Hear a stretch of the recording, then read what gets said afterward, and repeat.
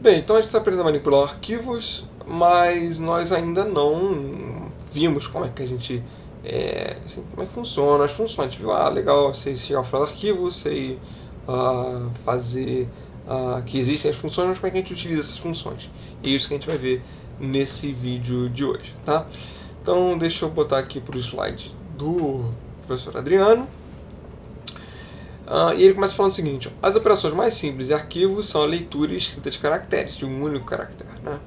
Para ler um caractere de um arquivo que foi previamente aberto, pode-se usar as funções getC ou fgetC, que são equivalentes. Os protótipos dessas funções são equivalentes, né? Então aqui fgetC eu passo o ponteiro, que é da onde eu vou efetivamente ler o meu caractere, e a mesma coisa aqui com o getC, né? Ou seja, eu estou lendo do meu arquivo a informação que está vindo do meu arquivo. Né? As funções getC, fgetC e getC são equivalentes, né? Já tinha aqui. A função lê o caractere como um unsigned char, mas retorna o valor como um inteiro, onde o byte mais significativo vale 0. O apontador do arquivo começa, o apontador do arquivo avança um caractere e passa a apontar para o próximo caractere a ser lido. Isso é uma coisa interessante. Cada vez que a gente lê um caractere, no caso aqui da leitura, né? Cada vez que a gente lê um caractere de um arquivo, ele tem um ponteiro, né, que vai dizendo qual é o próximo caractere que vai ser lido. Então aqui, li o A, então o próximo vai ser o S. Li o S, o próximo vai ser espaço. Li o espaço, o próximo vai ser o O. E ele vai sabendo, né? Até que no momento que ele vai chegar aqui, li o ponto, qual vai ser o próximo? O próximo vai ser o end of file. Então, end of file, beleza, cheguei ao fim da minha leitura, não tenho mais nada o que ler aqui. Beleza? Quando a gente está lendo, né, com o getC ou fgetC, a gente vai receber um código end of file, né, o EOF, quando a gente chega ao final do arquivo ou quando a gente encontra um erro. Né? A gente não tem muito essa situação, mas a gente sabe que a partir dali não tem mais o que ser lido, porque não sabe, assim, ou chegou ao fim ou aconteceu um erro que ele não consegue terminar. O valor do EOF também é um inteiro válido, e, portanto, ao usar arquivos binários, é necessário que a função EOF seja utilizada para verificar o final do arquivo. Né? Então, quando a gente mistura com binários, fica aquele maçaroca de zeros e uns, né, digamos assim. Então, não tem como a gente saber se aquele finalzinho do arquivo ele é um conjunto de bytes mesmo, ou que significa um end of file, ou se é a mistura de alguma outra coisa. Né? Da mesma forma, também pode acontecer de ler algum end of file errado no meio do arquivo, porque deu um azar desgraçado de ter os mesmos bits lá no meio. Né? Sei lá, isso pode acontecer. A função ferror pode ser utilizada para determinar se um erro ocorreu. Então, ele vai retornar o que aconteceu, vai retornar se aconteceu um erro, né, na leitura. A gente vai ver alguns exemplos disso. Já para a escrita, né, da mesma forma que a gente tem o put, o getC e o fgetC, nós também vamos ter o putC e o fputC. E no caso, essas duas funções elas vão receber o caractere que vai ser escrito e aonde vai ser escrito, que no caso vai ser o ponteiro do arquivo. Tá? Então aqui o ponteiro é aqui o caractere que vai ser escrito. Né? E esse caractere vai ser armazenado no onde tiver o cursor, né, onde estiver indicando que é o próximo local a ser escrito, no caso da escrita, né, no caso de ter aberto o programa para escrita. Se eu abrir para leitura, vai dar erro, porque eu não posso escrever em um arquivo que foi aberto apenas para leitura. Então aqui um exemplo, né, então, de um arquivo de leitura. Então eu estou com W+, o que significa que eu estou abrindo o arquivo para escrita e leitura. Lembrando que essa escrita aqui está apagando. No caso eu utilizei aqui o nome, texto.txt. Esse arquivo aqui, se não existir, ele cria. Se existir, ele vai sobrescrever. Tá? Então aqui ele verifica se, posso inclusive colocar isso aqui, né, fpa igual a open nome igual a null, essa verificação aqui, e eu dou um exit, justamente para encerrar o programa, porque aconteceu um erro e eu não consegui abrir o arquivo. Se eu não conseguir abrir o arquivo, para que eu vou continuar manipulando o programa sem ter a certeza de que ele vai... sem ter certeza não, eu tenho certeza que ele não vai funcionar porque eu não consegui abrir o arquivo, então para que eu vou continuar executando esse programa? Então ele dá um cget_char, e aí enquanto eu não terminar, então aqui no caso do stdin, né, enquanto eu não terminar de escrever o meu texto, eu vou colocando no meu arquivo, né? Vou salvando no meu arquivo, leio de novo, vou fazendo esse processo todo. Depois ele coloca aqui a operação rewind para justamente voltar à posição original, né? Voltou ao início do arquivo. Terminei de escrever e vou agora ler. Porque quando eu estou escrevendo, né, um arquivo, então estou aqui, escrevi, terminei de escrever, estou aqui. Quando eu terminei de escrever, se eu mandar ler, ele vai ler da posição onde parou de escrever, né, quando eu escrevo um programa para leitura e para escrita, né, quando são as duas operações. Então, para fazer a leitura correta, eu tenho que voltar o cursor para a posição original. Né? Então voltou para a posição original o cursor, aí eu consigo ler. Se eu não voltar o cursor, eu não vou ler o conteúdo. Tá? Então continuando aqui, voltei ao início. E aí sim, ele vai dar agora a leitura de um caractere, enquanto a leitura desse caractere não for o end of file, né? Passando aqui PA sendo o ponteiro para o arquivo. Enquanto eu não estou fazendo isso, dou aqui putc, né? O putc é justamente é um getC, né? Não, é isso mesmo, o putchar aqui eu estou escrevendo no nosso próprio console, né? Que eu não passei nenhuma outra informação, e leio um outro caractere, terminei de manipular, terminei de escrever no caractere, no meu console, né, todos os arquivos, né, todos os caracteres que foram escritos no meu arquivo. Eu dou um fclose para encerrar o meu arquivo, sem deixar e permitir que ele seja persistido para o sistema operacional e que outros programas também possam manipulá-lo para leitura e para escrita. Aqui mais um exemplo, né, bem semelhante. E eu tô, no caso aqui, nesse exemplo aqui vai ser refeita a mesma coisa, só que ao invés de eu voltar para o início do programa, do arquivo, eu simplesmente vou pegar o meu arquivo, vou fechar e abrir ele de novo. Olha que interessante. Quando eu abro o arquivo, eu sempre volto o cursor para a posição do início. Então, se eu escrevi, vim até aqui, fechei o arquivo, abri de novo, o meu cursor volta para cá. Então, ao invés de eu utilizar a função rewind aqui, eu vou utilizar o fclose, fechei o arquivo e vou abrir o arquivo de novo. E ele vai efetuar a mesma operação, só que aí tendo duas operações de leitura. Duas operações de abertura. Uma para escrita, né, que a gente pode ver, e a outra para leitura. Qual é a vantagem dessa daqui em relação a essa daqui?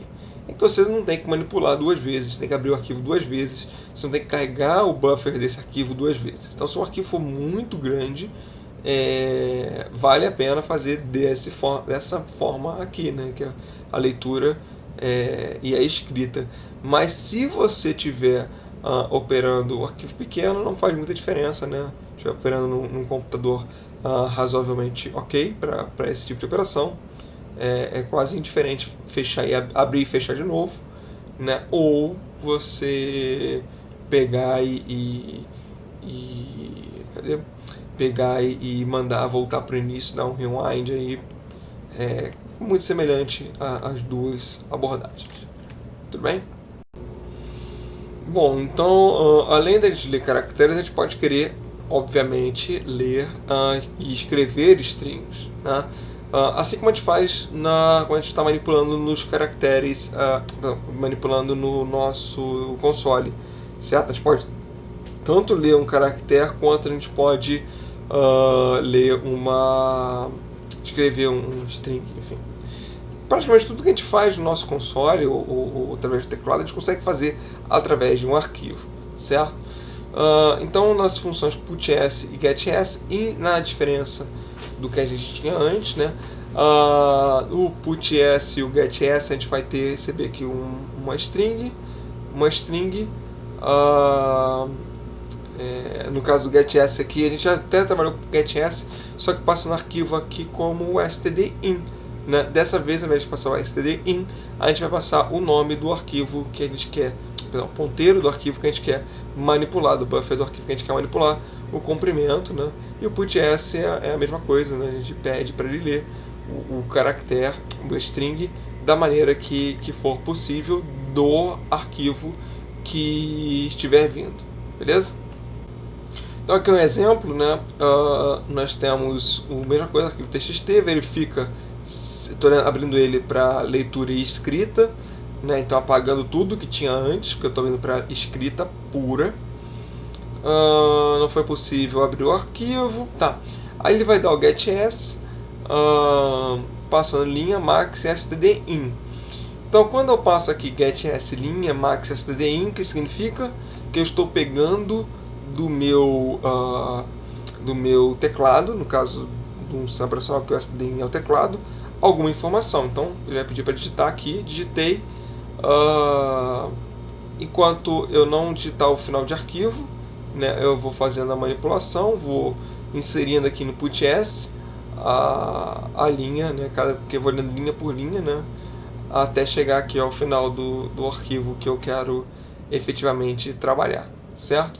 Depois eu vou dar aqui o rewind para voltar para o início, e aí eu vou efetivamente ler o arquivo e por fim eu encerro fechando, tá? O importante aqui é a utilização aqui do fgetS para ler do teclado, né? Mas poderia ser, a gente poderia abrir o arquivo para leitura e utilizar esse arquivo para leitura. E aqui também, que é justamente, não foi a mesma coisa, que é justamente o que a gente faz aqui, exatamente o que a gente faz aqui embaixo, né? Então getS está lendo do arquivo a informação, né? E aí aqui no caso a gente lê do teclado e escreve no arquivo, e aqui a gente lê do arquivo e escreve no console, beleza? Nessa caso aqui, né, quando a gente está escrevendo, a gente está escrevendo sem formatação. Então o que chegar aqui a gente vai escrever sem trabalhar manipular variáveis, enfim, como a gente faz, por exemplo, no scanf e no printf, certo? Então, para isso existe a função fprintf e fscanf, né, que são funções equivalentes ao printf e o scanf, só que para arquivos, beleza? Então aqui um exemplo da sua utilização. Não vou mais voltar a falar sobre essa parte que a gente já viu. Eu estou botando aqui palavra, e aí você escreve uma palavra, um valor inteiro, um valor flutuante, e ele vai escrever essas três informações no meu arquivo. Então eu vou passar aqui fprintf, passando aqui o ponteiro do arquivo, dizendo o que vai ser formatado, e a mesma coisa em relação a como a gente trabalha com o printf mesmo. Passando o primeiro parâmetro vai ser substituir esse modificador, o segundo parâmetro vai substituir esse modificador, e o terceiro parâmetro vai modificar esse terceiro parâmetro vai modificar esse modificador aqui. Dou rewind, voltei para o início do arquivo, dou um printf, né? No caso aqui o printf terminei de ler, né? Próximo slide. E aí o que eu vou fazer é o seguinte, ó. Eu vou dar fscanf, pa, e eu já leio do padrão, porque eu sei que eu tenho que ler essas três informações. Essas três informações estão escritas no meu arquivo. Então elas estão nessa estrutura, né? String, inteiro e float. Então eu vou ler nesses três valores. Esses três valores vão ser salvos nessas variáveis aqui, né? Palavra é um vetor de exatamente um vetor de caracteres. Como vetor de caracteres já é uma posição de memória, não precisa do e-comercial para a gente indicar a memória. Já o i e o f são inteiros e float, são variáveis tipo normal, guardam dados, então precisam indicar a sua posição de memória através do e-comercial. Nunca é demais lembrar dessa situação dos ponteiros, tá? Bom, em algumas situações a gente pode querer salvar arquivos binários, né? Na maioria, aliás, um PDF ele é salvo com parte binária, né? Então, enfim, a gente pode querer criar um arquivo binário para manipular os nossos dados, né? Aliás, os arquivos eles podem ser utilizados para salvar dados, persistir dados, né? Persistir o que acontece? Como é que funciona a persistência? Então, vamos abrir esse parênteses aqui. A persistência é quando a gente faz com que um dado salvo não suma depois que a gente encerra o programa. Porque quando a gente encerra o programa, aquele dado nunca mais, assim, ele só aparece novamente se a gente reproduzir exatamente o mesmo comportamento. E isso nem sempre é interessante. A gente quer, por exemplo, se a gente quiser criar um programa que manipule o saldo bancário de uma agência bancária, por exemplo, imagina eu ter que, toda vez que eu iniciar o programa, ter que rodar todas as transações que foram salvas no papel, sei lá. Né? Não rola. Então a gente tem que salvar isso. Uma das formas de salvar é através de arquivos, a outra seria uma outra forma conhecida seria através de bancos de dados, que a gente não entra aqui nesse conceito. Mas arquivos também são utilizados e também são recomendados para alguns tipos de salvamento de informação. Ok? Então vamos lá. Então se a gente quer salvar esses arquivos, a gente pode utilizar o fread e o fwrite. Né? E aqui temos os protótipos delas, como é que elas são definidas. Bom, então aqui a fread, né, ela vai, então, como está definido, vai ler um número de membros de objetos, né, no m de objetos. Cada um desses elementos vai ter um tamanho x de bytes, né, definido pelo size. E aí vai ser apontado, né, vai salvar pelos, vai ser apontado pelo stream que vai ser indicado pelo ponteiro do arquivo, né, pelo buffer, né? Nesse caso aqui, o que nós temos, cadê? Aqui. Então ele vai fazer essa manipulação aqui, né? Ela retorna o número de itens que foram lidos com sucesso. Caso um erro ocorra ou o fim do arquivo seja atingido, o valor de retorno é menor do que nmemb ou 0. 0 se ele conseguiu fazer tudo, e nmemb menor que nmemb se ele não conseguiu ler a quantidade de elementos que você estava esperando. Outra função que a gente pode utilizar para arquivos é a fseek, que vai posicionar o indicador de posição do arquivo na posição que você desejar, né? Então, a nova posição medida em bytes é obtida adicionando seu offset de bytes na posição especificada por whence. Legal que está em inglês, né?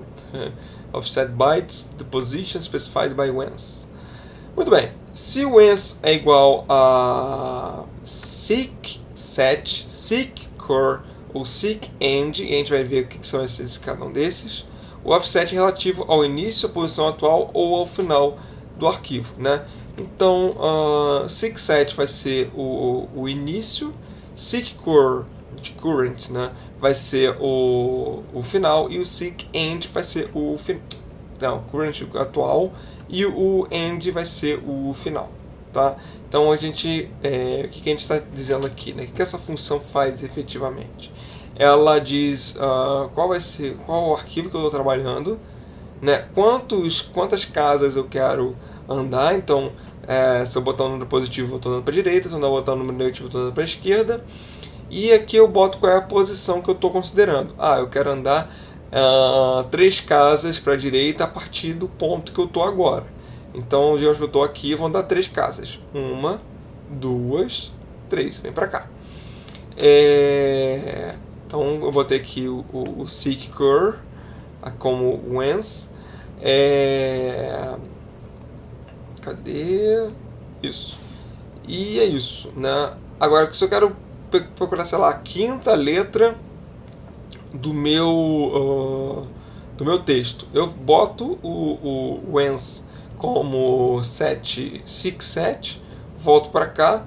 Aqui dentro tem espaço, então aqui vale 1, quero botar a quinta, né? 2, 3, 4, 5. Por acaso é um espaço em branco. Mas então eu botei o arquivo, coloquei o whence como 67 e coloquei aqui o offset como 5. E aí eu vim para cá exibindo esse valor.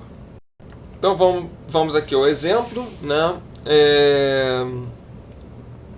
Estou recebendo aqui o arquivo, que vai ser o arquivo binário, não se iludam com o nome, só o nome do ponteiro que é binário, mas é porque ele vai salvar o arquivo binário. E aí a gente está salvando aqui com ponto .bin para indicar que o conteúdo daquele valor desse arquivo é um conteúdo binário, tá? Tem um vetor aqui, faço todo o procedimento, faço a abertura, verifico se não deu erro. E aí sim, vou dar fwrite, faço todo o procedimento. E aí o que eu vou fazer é o seguinte, voltei, fiz a rebobinação, né, o rewind, escrever no terceiro elemento do arquivo. E o que eu vou fazer? Eu vou então dar um fseek, procurando binário. Esqueci de comentar lá no início, eu tenho que procurar pelo tamanho dos bytes, né? Então se eu quero procurar pelo terceiro, eu tenho que dar 2 vezes o size of int. Então para mover, o int tem 4 bytes, então eu vou movimentar 8 bytes para chegar no terceiro elemento, né? Já que o 0 é o primeiro elemento, o 4 vai ser o segundo e o 8 vai ser o terceiro, né? Então cheguei aqui e vou considerar o 67, que é a partir do início, certo? Então dou um fwrite, pegando agora o valor de novo, e escrevendo aqui no caso o valor de novo na terceira posição, né? Porque eu voltei o cursor para a posição 3, eu reescrevo, né? No caso que eu estou reescrevendo aqui é o valor de novo. O valor novo é... cadê? Aqui, novo é 999, né? Antes, novo... Enfim, antes de escrever outra coisa, ele está só reescrevendo, né? Aí agora ele procurou... legal, ele fez aqui um fseek passando binário 0 e 67, que na verdade é como se fosse um rewind do binário, né? Tanto faz botar fazer esse rewind ou fazer um fseek binário 0, fread, faço aqui a leitura, né, do arquivo binário, imprimo aqui, vocês vão ver que no terceiro elemento eu mudei do valor que estava lá para 999, né, tranquilamente, né, sem sofrer nenhum prejuízo em relação a isso. Beleza? Então, pessoal, terminamos aqui a nossa parte teórica. Na nossa próxima aula eu já entro na parte prática, pegando exemplos mais práticos de como é que a gente pode utilizar arquivos no contexto de C. Beleza, pessoal? Então é isso. Forte abraço e até o próximo vídeo.